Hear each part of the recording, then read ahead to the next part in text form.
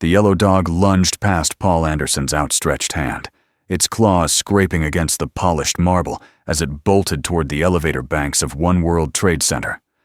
Paul ran after it, his new security badge swinging wildly against his chest, his radio crackling with confused voices from the lobby cameras. The dog moved with desperate purpose, as if racing toward something only it could see. What Paul did not know, what nobody at the tower knew, was that this animal carried a secret that would save hundreds of lives, and that by chasing it away, he had started a chain of events that would unravel everything. Before we continue, hit subscribe and let me know in the comments where you're watching from. Paul Anderson had worn many uniforms in his 58 years, but none had felt quite like this one. The dark blue blazer hung stiff on his shoulders, creased in all the wrong places, and the badge pinned above his heart caught the autumn light that poured through the tower's massive windows. He stood at his post near the north entrance, hands clasped behind his back, watching the river of people flow past him. Lawyers with leather briefcases, tourists with cameras, office workers clutching coffee cups like lifelines. He had taken this job for simple reasons. After 30 years working warehouse security in Brooklyn, after his knees had started to ache from standing on concrete floors, after his daughter had moved to California and his apartment had grown too quiet, he had wanted something different, something that mattered. And what place in New York carried more weight, more history, more meaning than this tower that rose from the ashes of September 11th? His supervisor, a tired woman named Zara, who had worked the building since it opened, had given him the speech on his first day. The protocols, the procedures, the endless list of things to watch for, suspicious packages, unauthorized access, people who lingered too long near the memorial pools outside. This isn't just any building, Zara had said, her eyes hard with something Paul could not quite name. Every person who works here knows what ground they walk on. Respect that. Protect that. Paul nodded, feeling the weight of those words settle in his chest. The first week passed in a blur of faces and names he could not keep straight. He learned the rhythms of the building, the morning rush at 8, the lunch exodus at noon, the slow drain of people as evening approached. He learned which delivery drivers came on which days, which maintenance workers had permanent access, which executives wanted their coffee brought to them before they even reached their offices. And he learned about the dog. It appeared on his 8th day, precisely at 3:15 in the afternoon. Paul had been checking the visitor log when movement outside caught his eye. Through the glass doors, he saw a medium-sized dog trotting across the plaza. Its coat was yellow, the color of old straw, and it moved with a peculiar kind of certainty, as if following an invisible path worn smooth by years of use. The dog approached the entrance, sat, waited. Paul stepped outside, the autumn air cool against his face. The dog looked up at him with dark eyes that seemed older than they should be. Its muzzle was graying, he noticed. This was not a young animal. "Hey there," Paul said softly, crouching down. "You lost?" The dog did not respond, did not move toward him or away, just sat, staring at the doors behind him. Paul straightened, looked around. No owner in sight. No one calling for a lost pet. The plaza was busy with people crossing to and from the memorial, but none paid the dog any attention, as if it were a ghost that only Paul could see. "You can't come in here, buddy," Paul said. "This is a secure building." The dog stood, took 3 steps toward the door, sat again. Something in the gesture struck Paul as deliberate, as if the animal understood him perfectly and was choosing to ignore his words. "Go on now," Paul said, louder this time, waving his hand. "Go home." The dog remained motionless for 10 seconds. 20. Then, with what Paul could have sworn was a sigh, it turned and trotted away across the plaza, disappearing into the crowd. Paul returned to his post, shaking his head. Probably belonged to one of the food cart vendors. Or maybe one of the homeless men who sometimes slept near the memorial. Either way, not his problem. But the next day, at 3:15 exactly, the dog returned. And the day after that. And the day after that. By the end of Paul's second week, the dog's visits had become as regular as the clock that hung above the security desk. 3:15. Every afternoon. Without fail. It would appear from the direction of the memorial, cross the plaza with that same purposeful stride, and approach the north entrance. Sometimes it sat and waited. Sometimes it pressed its nose against the glass. Once, when Paul had propped the door open while helping an elderly woman with her walker, the dog had actually slipped inside, making it 15 feet into the lobby before Paul caught it by the collar. No tags, he noticed, and let it back out. The other guards started to notice. "Your friend's back," said Robert, a younger guard who worked the afternoon shift. He jerked his chin toward the window where the dog sat, patient as a stone. "Not my friend," Paul muttered. "Just a stray." "Doesn't look like a stray," Robert observed. "Coat's too clean, too healthy. Somebody's taking care of that animal." "Then somebody should keep it at home." But Robert had a point. The dog was well-fed, well-groomed. Its coat shone in the afternoon light. This was not some abandoned creature scrounging for food. This was a dog with a home. With a purpose. Paul started to feel a strange unease whenever 3 o'clock approached. He found himself watching the plaza, waiting for that familiar yellow shape to appear.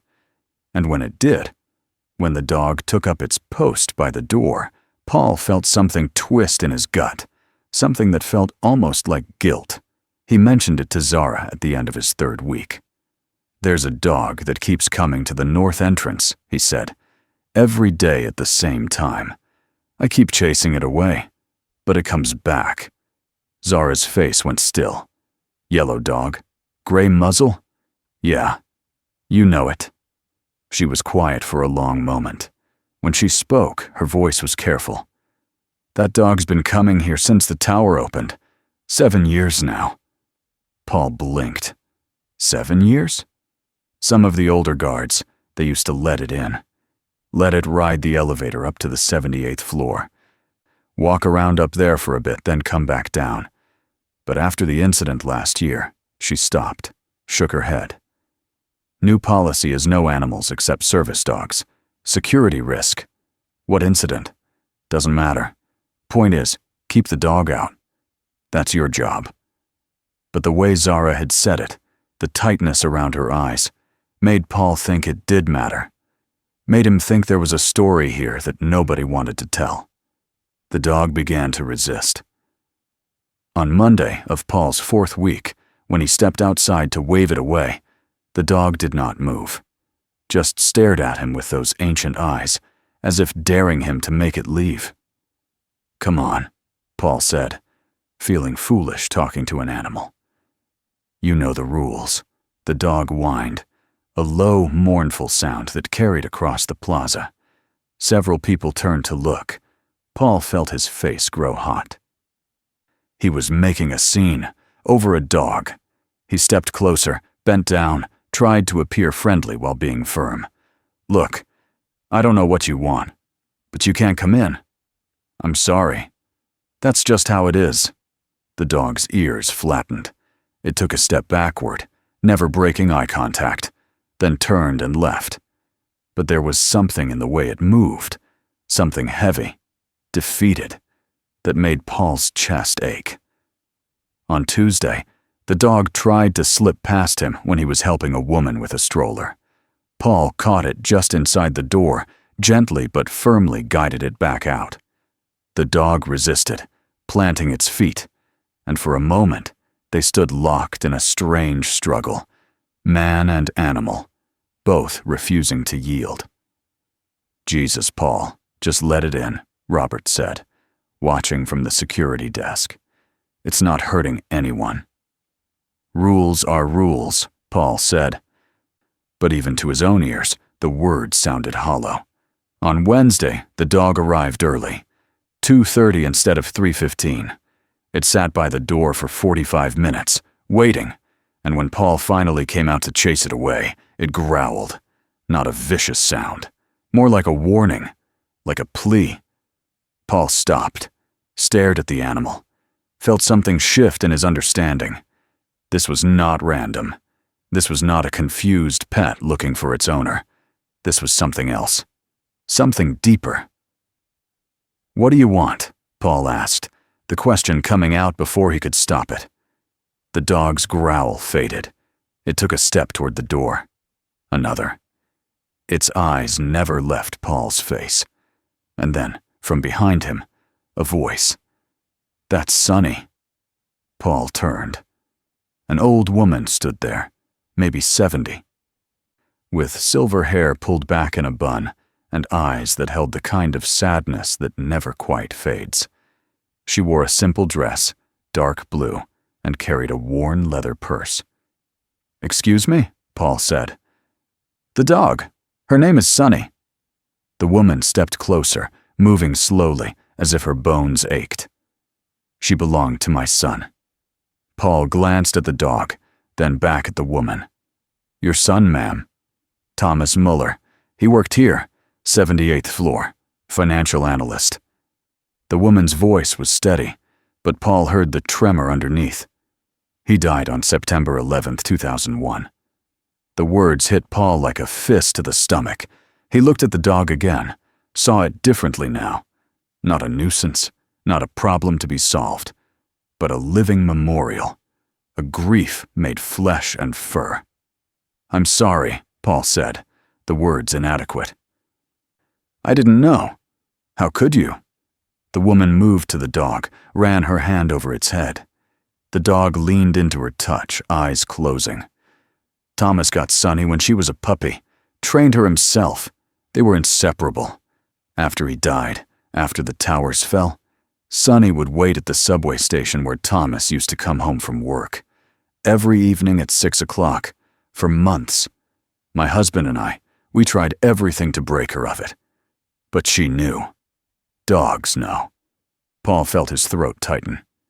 "Ma'am, I'm very sorry for your loss, but I can't let the dog into the building. Security protocols. I'm not asking you to." The woman's eyes met his, sharp and clear. "I'm asking you to understand. When this tower opened, when they finally built something here again, Sonny started coming.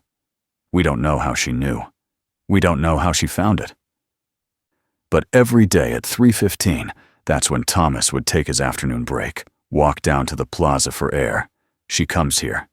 She's trying to find him. She's still trying to bring him home." The woman's voice cracked on the last word. She steadied herself, hand still on the dog's head. Paul wanted to say something, wanted to explain that he understood, that he had lost people too, that he knew what it meant to carry grief like a stone in your chest. But the words would not come. "I come once a week to check on her," the woman continued, "to make sure she's eating. She lives with my husband and me now, but she slips out most afternoons, finds her way here. 23 blocks.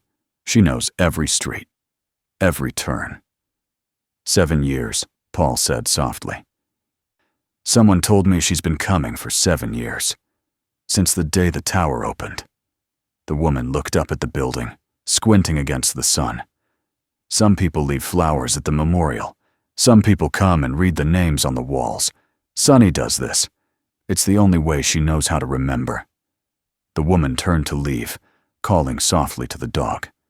Sonny hesitated, looking back at the doors one more time, then followed.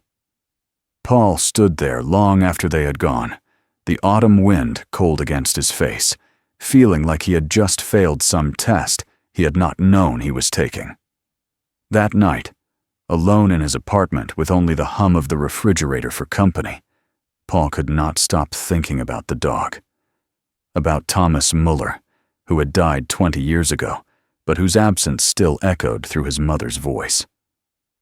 About grief that did not fade, but only changed shape, becoming something else. Something that walked on 4 legs and returned day after day, to a place that no longer existed. He looked up Thomas Mueller online, found a memorial page, a photo of a young man, maybe 30, with glasses and a shy smile. The caption said he had been an analyst at Cantor Fitzgerald, that he had loved hiking and photography, that his family missed him every day.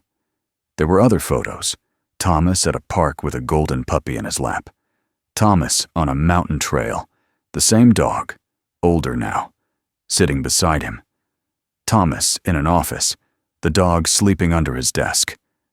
Sonny. The dog's name was Sonny. Paul closed his laptop, rubbed his eyes, felt something break open inside him. He thought about his own daughter, Zoe, who lived 3,000 miles away and called once a week out of duty rather than desire. He thought about his ex-wife, who had left him 15 years ago because she said he never let anyone in, never shared what he was feeling. He thought about all the walls he had built, all the distance he had created, telling himself it was easier this way, safer this way. And he thought about a dog that had refused to give up, refused to forget, refused to let distance or time or death itself break the bond between her and the person she loved. What kind of man was he to stand in the way of that? The next day, Paul arrived at work early. He pulled up the security footage from the past 3 weeks, scanning through hour after hour of video, watching for the dog. There, 3:15. Sonny arriving from the south, crossing the plaza in that purposeful way, sitting by the door, waiting. He fast-forwarded, 3:15 the next day. Same pattern, same path, same waiting. But as Paul watched more closely, he noticed something else. The dog did not just sit. It moved, shifted position, walked back and forth in front of the door, nose to the ground, as if searching for something. And every few minutes, it would stop, turn, and look south toward the memorial, ears pricked forward, body tense, like it was listening, watching, alert. Paul frowned. He pulled up footage from earlier in the day, rewound. Watched the plaza from morning until Sonny's arrival. Most days, nothing unusual. People coming and going, tourists taking photos, workers on lunch breaks. But 3 times in the past 3 weeks, Paul saw something that made his skin prickle. A man. Same man each time. Mid-40s maybe. Dark jacket. Baseball cap pulled low. He would appear an hour or so before the dog, walk the perimeter of the plaza, pause near the building's service entrance, then leave. And each time, about 10 minutes after he left, Sonny would arrive, earlier than usual, more agitated, pacing instead of sitting. Paul leaned back in his chair, told himself he was seeing patterns where none existed, that his years doing security had made him paranoid, that this was nothing. But the unease in his gut said otherwise. On Friday afternoon, Paul was ready. At 2 o'clock, the man in the dark jacket appeared. Same pattern as before, walking the plaza, pausing near the service entrance, looking up at the building with an expression Paul could not read from the lobby cameras. At 2:30, Sonny arrived, an hour early. She did not sit by the north entrance. Instead, she moved to the south side of the building, near where the man had been standing, and began to pace, back and forth, nose to the ground, whining. Paul grabbed his radio. "Zara, you there?" "Yeah, Paul. What's up?" "There's something off about the dog today. She's acting strange. And there was a man here earlier, same guy I've seen on the cameras a few times. Something doesn't feel right." A pause. Then, "Paul, are you seriously calling me about that dog?" "I'm serious about security, which is my job." Another pause, longer this time. "What exactly are you seeing?" Paul described the man, the pattern, the dog's behavior. As he talked, he watched through the window as Sonny moved to a specific spot on the plaza, near a planter box, and began to dig, not playfully, urgently. "Zara, I think we need to check this out. Paul, please, just humor me. He heard her sigh. Fine. I'll send Robert out. But if this is nothing, you're buying coffee for the whole security team for a week. Paul almost smiled. Deal. He watched through the window as Robert walked out to where the dog was digging, watched him crouch down, pull something from his radio. His body language changed, relaxed to alert in an instant. Then Robert was running back toward the building, and Zara's voice exploded through the radio. Everybody out! Now! Clear the building! This is not a drill! The bomb squad arrived within minutes, which meant they had been close, which meant someone else had already reported something suspicious. Paul stood behind the barricade they had set up 2 blocks away, watching the controlled chaos of evacuees streaming from the tower, police cars blocking traffic, helicopters circling overhead. Beside him, Zara was on her phone, her face pale, her hand shaking as she held it to her ear. Robert appeared through the crowd, looking shaken. They found 3 devices, he said. 1 in the planter where the dog was digging, 2 more inside, 1 in a service corridor, 1 in a bathroom on the 45th floor. They were set to go off at 4 o'clock, synchronized. If that dog hadn't, he stopped, shook his head. Paul felt the world tilt. 3 bombs. The guy you saw on the cameras, Robert continued. FBI already has his photo. They think he's connected to a plot they've been tracking for months. Small cell. They'd lost track of him 2 weeks ago. Thought maybe he'd left the country. Zara ended her call, turned to Paul. Her eyes were red. The dog saved us, she said, her voice barely a whisper. That goddamn dog saved every person in that building. Paul looked across the plaza, saw Sunny sitting calmly beside a police car. The old woman from before crouched next to her, arms wrapped around the dog's neck. A police officer stood nearby, talking into his radio, glancing at the dog with something like awe on his face. I don't understand, Paul said. How did she know? Zara wiped her eyes. Thomas Mueller, she said. The dog's owner. He was a canine handler in the army before he became a financial analyst. Did 2 tours overseas. Bomb detection. When he got out, he trained Sunny using the same methods. As a pet, mostly. A hobby. But she never forgot. The pieces fell into place in Paul's mind. The pattern, the timing, the urgency. She was trying to tell us, he said. Every time that man came near the building, she knew. She smelled it. The explosives. She was trying to get inside to show us, to warn us. And we kept chasing her away, Zara said bitterly. I kept chasing her away. After last year, after someone complained about a dog being in the building, said it was disrespectful to the victims, I made it policy. No exceptions. I thought I was protecting this place, protecting the memory. But I was just, her voice broke. Paul put a hand on her shoulder. Said nothing. There was nothing to say. They stood there for a long time, watching as the bomb squad worked, as FBI agents swarmed the plaza, as news helicopters circled overhead like mechanical vultures. And through it all, the old woman sat with Sunny, stroking her head, whispering things Paul could not hear. Later, much later, after the bombs had been safely removed, after the building had been searched floor by floor, after the man in the dark jacket had been arrested trying to board a flight to Pakistan, Paul walked across the now empty plaza. The sun was setting, painting the tower gold and orange, the same colors as Sunny's coat. The old woman still sat with her dog, both of them silhouetted against the light. Mrs. Mueller, Paul said as he approached. She looked up, smiled. It was a sad smile, but genuine. You can call me Ellen. Ellen. Paul crouched down, level with the dog. Sunny watched him with those dark eyes, calm now, patient. I owe you an apology, both of you. You were doing your job. My job is to protect people. She was trying to do the same thing and I wouldn't listen. He reached out slowly, let Sonny sniff his hand. After a moment, she pressed her nose into his palm. The gesture felt like forgiveness. Ellen was quiet for a moment. Thomas trained her to detect explosives, but he also trained her to be gentle, to be patient. He used to say that the best protection dogs weren't the ones who attacked. They were the ones who gave you a chance to make the right choice. She looked at her son's dog. She gave you chances. She kept coming back. She didn't give up on you.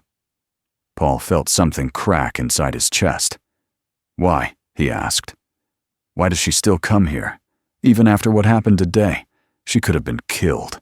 Those bombs. She loved Thomas, Ellen said simply, and Thomas loved the people he worked with. He talked about them all the time. His work family, he called them. Sonny was part of that family. When the towers fell, she lost them too. I think Ellen's voice wavered.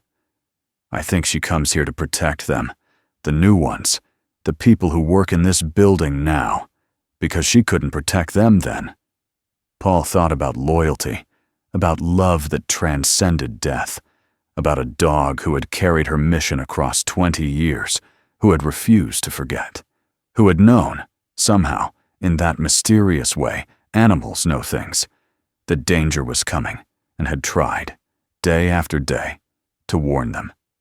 What happens now? Paul asked. Ellen smiled. Now? We go home. I'll make dinner. She'll sleep on Thomas's old bed, like she does every night. And tomorrow, at 3:15, she'll come back.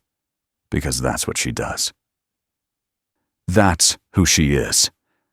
The protocols will change, Ellen said firmly. I've already received 3 calls. From the mayor's office, from the Port Authority, from CNN, God help us. By tomorrow morning, this story will be everywhere. And I don't think anyone will be chasing Sonny away from this building ever again. She was right. Paul knew she was right. The world would know. The dog who saved One World Trade Center, the guardian angel in yellow fur, the living link between the towers that fell and the tower that rose. But that was tomorrow's story. Tonight, in the fading light, with the city sounds washing over them, Paul sat with Ellen and Sonny, 3 souls bound together by chance and choice, by the job of protecting others, by the weight of memory and the stubborn refusal to give up. Thomas would be proud of her, Paul said finally. Ellen's eyes filled with tears. Yes, she whispered. Yes, he would be. The next Monday, Paul arrived at work to find everything changed. There was a new protocol posted at every security station. Service dogs permitted. Therapy dogs permitted. And by special authorization from the Port Authority. Sonny, bomb detection dog, retired, permitted full building access. Zara was waiting for him at the north entrance. She looked different. Lighter somehow, as if a weight had been lifted from her shoulders. They want to make it official, she said. Give her a badge. Have her come through once a day just to check. The K9 unit will coordinate with us. And Paul, she paused. They want you to be her handler, her building contact. You'd need to go through some training, learn the protocols, but yes, Paul said before she could finish. Yes. Absolutely, Zora smiled. Thought you might say that. At 3:15, Sonny arrived, but this time, when she approached the door, Paul was waiting outside. He crouched down, met those dark eyes that had seen so much, known so much, saved so many. Hey, Sonny, he said softly. Ready to go to work? The dog's tail wagged. Once. Twice. Then she stood, pressed against his leg, and together they walked through the doors of One World Trade Center. Ellen was there in the lobby, watching with tears in her eyes. Robert was there, grinning. Zara stood by the security desk, one hand over her heart.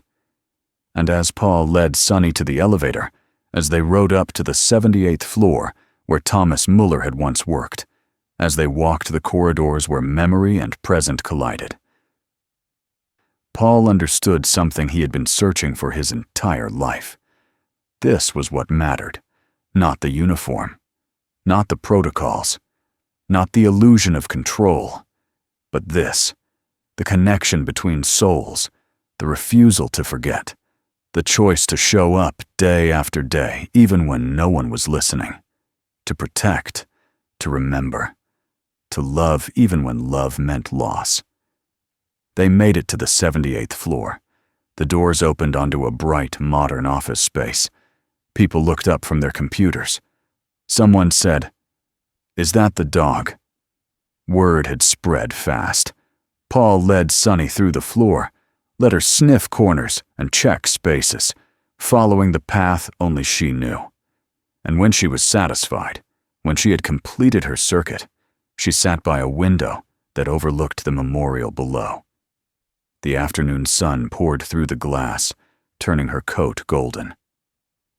And for a moment, Paul could have sworn he saw something else. A young man in a business suit, kneeling beside his dog, both of them at peace. "Good girl," Paul said, his voice rough. "You did good, Sonny. You did real good." The dog looked at him, thumped her tail against the floor. Then she stood, pressed her nose to the window, looking out over the city that her person had loved, the city she had protected, the city that would never forget her name. And Paul Anderson, who had spent 58 years building walls around his heart, felt those walls finally begin to come down. Because here, in this tower, built on sacred ground, in the presence of a dog who understood grief and duty better than most humans ever would, he had found what he was looking for. Not a job, not a way to pass the time, but a purpose, a calling. A reason to show up every day and try to be worthy of the love that had been given to him. He pulled out his phone, dialed his daughter in California.